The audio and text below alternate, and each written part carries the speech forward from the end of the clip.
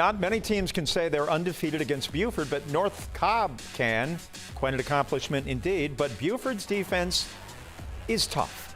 Tough stuff. Tough. North Cobb, the turnover, fumble recovered by Nathan Norries. Oh yeah, they're rolling now, but North Cobb comes back from that. The connection from Malachi Singleton to Christian Moss, 7-0 North Cobb. But Buford not done yet either. Gabe Irvin here, a strong run, and we're all tied at 7. Where would this go?